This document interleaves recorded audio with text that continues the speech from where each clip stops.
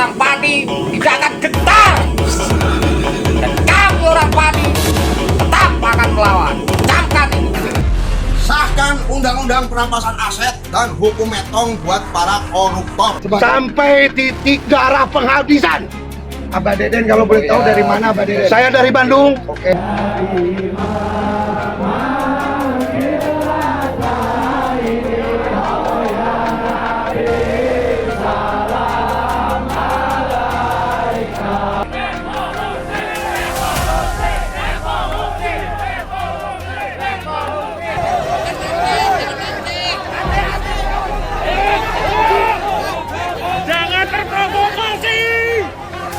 Sini di sono di depan sono ojol nggak boleh masuk guys, ojol nggak boleh masuk.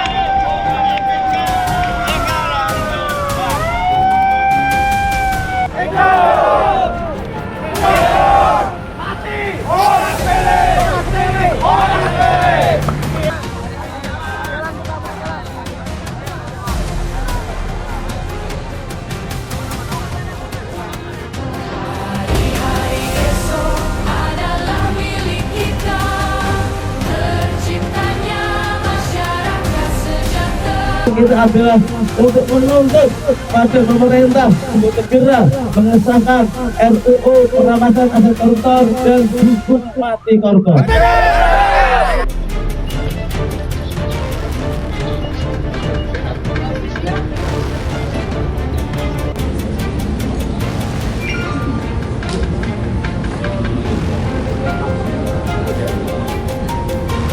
DPR RI berkomitmen agar pembentukan RUU perampasan aset harus diselesaikan paling lambat pada tanggal 15 Desember 2020. Kalau Anda melihat situasi di depan gedung DPR hari ini, jangan buru-buru mengira ini hanya demonstrasi biasa. Ratusan bus dari berbagai daerah sudah berdatangan. Massa terus memenuhi kawasan parlemen, sementara tuntutan agar RUU perampasan aset segera disahkan semakin keras menggema. Tetapi yang membuat suasana menjadi sorotan adalah ketika akses masuk dipersoalkan, ketegangan sempat pecah. Bahkan kendaraan polisi yang melintas ikut dicegat dan diberi tanda cat oleh massa sebelum akhirnya diperbolehkan pergi. Lalu di tengah situasi yang memanas itu, muncul satu momen yang justru mengubah arah cerita. Koordinator AMPB, Supriyono alias Botok, tiba dan disambut massa, kemudian menyampaikan orasi. Namun tidak lama berselang, Botok bersama sejumlah rekannya justru dipersilahkan masuk ke dalam gedung DPR untuk menemui anggota parlemen. Pertanyaannya, apa yang sebenarnya terjadi di balik pintu gedung DPR? Apakah tuntutan massa mulai mendapatkan respons, atau justru ada perkembangan besar yang belum diketahui publik? Saksikan sampai akhir, karena bagian terakhir dari aksi ini menjadi salah satu momen paling menarik dari demonstrasi hari ini.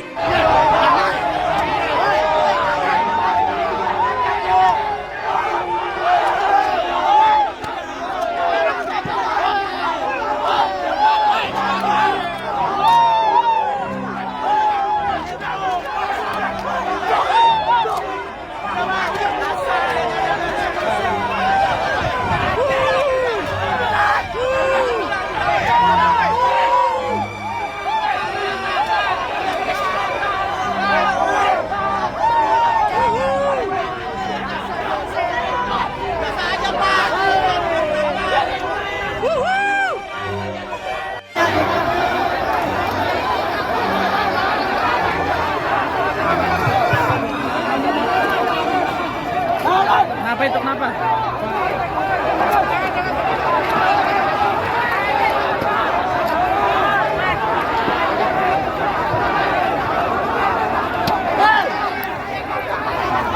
Bang, gimana bang awalnya bang? Nggak tahu kan udah brek udah rame ya kan. Nah, ternyata dia BB-nya jatuh tuh, kunci sama itunya, sama sajamnya. Kunci 24. Kunci pas ring nih segini sama golok di bawah. Ditaruh di tas berarti itu, Bang. Gue nggak tahu dah, anjing gua aja masuk ke depan diperiksain, kita orang kan semua diperiksain kan, lu tahu lah. Oh jadi itu orang itu dari dalam? Gua nggak tahu dah. Pemandangan di sekitar gedung DPR pun semakin ramai. Rombongan massa dari berbagai wilayah terus berdatangan, sementara sejumlah bus yang membawa peserta aksi telah berada di sekitar kawasan demonstrasi. Sebelumnya, AMPB sendiri telah mengirimkan rombongan massa dari Pati, Jawa Tengah, dan dukungan masyarakat terhadap aksi tersebut juga terlihat dari bantuan logistik yang terus berdatangan. Situasi semakin panas ketika massa dari kalangan ojol dikabarkan dilarang masuk lokasi demo, yang membuat massa aksi sempat memanas. Selain itu, muncul pula momen ketika kendaraan polisi yang melintas menjadi sasaran massa. Kendaraan tersebut sempat dicegat dan diberi tanda dengan cat sebelum akhirnya kembali dipersilahkan melanjutkan perjalanan. Momen seperti ini menunjukkan bagaimana emosi di lapangan dapat dengan cepat meningkat ketika massa yang jumlahnya besar berhadapan dengan aparat keamanan. Namun, penting untuk membedakan antara tindakan sebagian orang di lokasi dengan keseluruhan peserta aksi, karena tuntutan utama yang disampaikan AMPB adalah agenda pemberantasan korupsi. Tap-tap layar yang banyak, guys.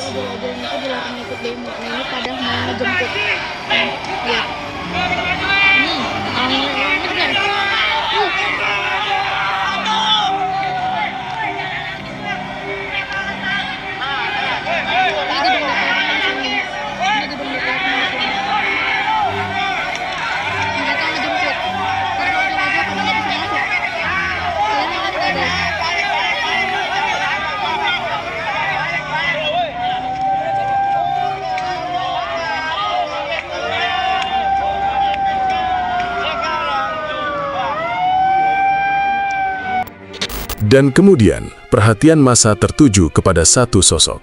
Koordinator AMPB, Supriyono alias Botok, tiba di depan gedung DPR dengan bus yang dikawal sejumlah pengemudi ojol. Kedatangannya langsung disambut sorakan massa. Ruang kemudian dibuka agar bus yang membawa rombongan tersebut dapat masuk dan berhenti di sekitar lokasi aksi. Setelah tiba, Botok sempat berdiri di hadapan massa dan menyampaikan orasi. Suasana pun kembali dipenuhi seruan agar DPN segera mengesahkan RUU perampasan aset serta memperkuat pemberantasan korupsi. AMPB sebelumnya memang menyatakan dua tuntutan utama mereka adalah percepatan pengesahan RUU perampasan aset dan hukuman mati bagi koruptor.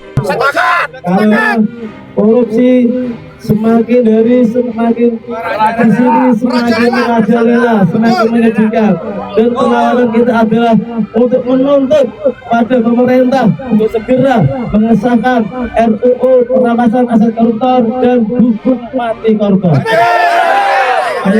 Matikan koruptor! Teman-teman yang hadir pada hari ini, saya mohon untuk tertib. Jangan anarkis, apalagi merusak fasilitas umum. Jangan pernah sekali-kali melakukan perbuatan yang melanggar hukum. Mari kita kawal aspirasi rakyat Indonesia ini dengan tertib, aman, dan damai. Sepakat! Namun perkembangan berikutnya justru cukup mengejutkan. Tidak lama setelah melakukan orasi, Supriyono alias Botok bersama sejumlah rekannya kemudian dipersilahkan memasuki kompleks gedung DPR untuk menyampaikan aspirasi secara langsung. Sekitar pukul 10 pagi, Botok dan rombongan terlihat masuk menuju ruang rapat paripurna dan akhirnya diterima untuk mengikuti rangkaian rapat tersebut. Inilah yang membuat situasi demo hari ini menjadi perhatian. Di satu sisi, massa masih berkumpul di luar gedung dengan tuntutan yang sama. Di sisi lain, sebagian perwakilan AMPB justru mendapatkan kesempatan masuk ke dalam parlemen untuk menyampaikan aspirasi secara langsung kepada wakil rakyat. Bahkan Botok menyampaikan harapan agar aspirasi masyarakat benar-benar didengarkan dan direalisasikan. Kini pertanyaannya adalah, apakah tuntutan massa di depan gedung DPR akan benar-benar mendapatkan jawaban? Apakah RUU perampasan aset akan segera menemukan titik terang? Atau justru perjuangan massa ini masih akan berlangsung panjang? Yang jelas, situasi di sekitar gedung DPR masih menjadi perhatian publik dan setiap perkembangan dari lapangan akan terus dinantikan. Saya bangga hari ini. Saya menangis. Saya melihat hari ini kekuatan rakyat Indonesia ini. Bahwa DPR RI hari ini telah memanggil kita untuk berbicara tentang bagaimana pengesahannya. Ini bukan karena kami, kawan. Ini karena kalian semua. Setelah melakukan pertemuan dengan pihak DPR, Supriyono alias Botok akhirnya keluar dan kembali menemui massa yang masih menunggu di depan gedung DPR. Di hadapan para peserta aksi, Botok kemudian membacakan hasil pertemuan tersebut. Salah satu poin yang paling menjadi perhatian adalah adanya janji bahwa RUU Perampasan Aset akan segera disahkan dengan target paling lambat pada 15 Desember. Pernyataan ini pun langsung mendapat perhatian dari massa yang sejak awal datang membawa tuntutan agar aturan tersebut segera diwujudkan. Namun pernyataan itu tidak berhenti sampai di sana. Andre Rosade yang mendampingi Supriyono alias Botok dalam pertemuan tersebut juga menyampaikan sikap tegas. Jika janji tersebut gagal direalisasikan sesuai kesepakatan, Andre menyatakan dirinya siap mundur. Sikap tersebut menunjukkan bahwa hasil pertemuan dengan DPR tidak ingin berhenti sebagai sekadar pernyataan di atas kertas, tetapi diharapkan menjadi komitmen yang benar-benar dapat dipertanggungjawabkan. Kini perhatian publik tertuju pada satu tanggal, yaitu 15 Desember. Apakah RUU Perampasan Aset benar-benar akan disahkan sesuai janji yang disampaikan, atau justru kembali muncul penundaan yang membuat masyarakat kecewa? Jawabannya akan terlihat dari langkah DPR dalam beberapa bulan ke depan. Untuk sementara, massa masih membawa satu pesan utama.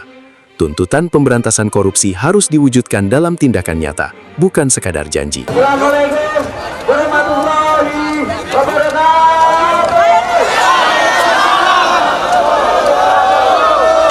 Hidup rakyat Indonesia. Hidup rakyat Indonesia. Allahu Akbar.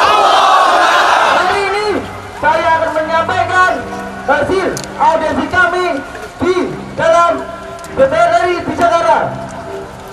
Ini resmi dari negara bergambar Garuda. Alasannya mohon diperhatikan baik-baik. Dewan Perwakilan Rakyat Republik Indonesia.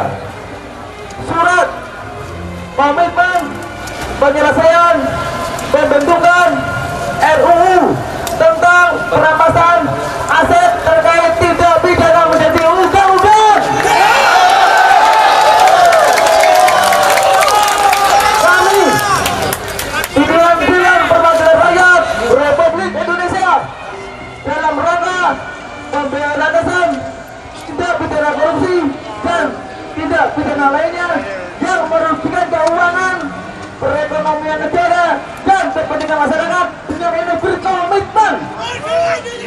Satu, bahwa DPR RI memandang pembentukan rancangan undang-undang tentang aset perampasan aset terkait tindak pidana sebagai salah satu agenda legislasi yang penting dalam memperkuat sistem pemberantasan tindak pidana korupsi serta pemulihan aset hasil tindak pidana tersebut. Dua,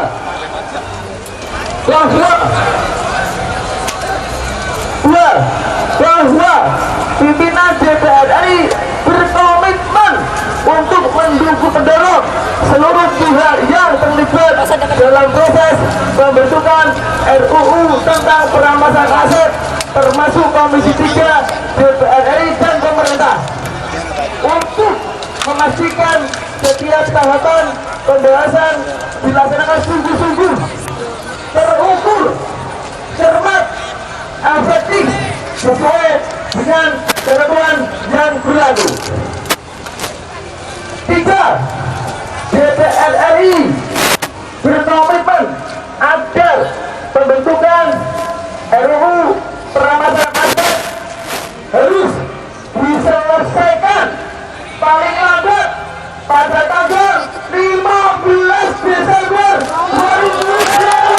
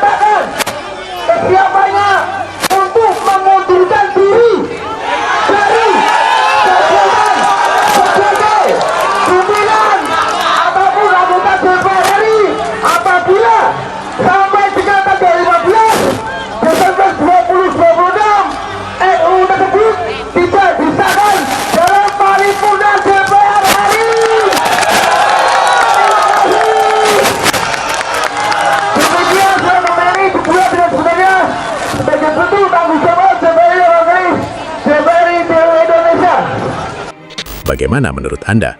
Apakah DPR harus segera mengesahkan RUU perampasan aset? Tulis pendapat Anda di kolom komentar. Jangan lupa like, bagikan video ini, dan subscribe agar tidak ketinggalan perkembangan terbaru dari aksi di depan gedung DPR RI.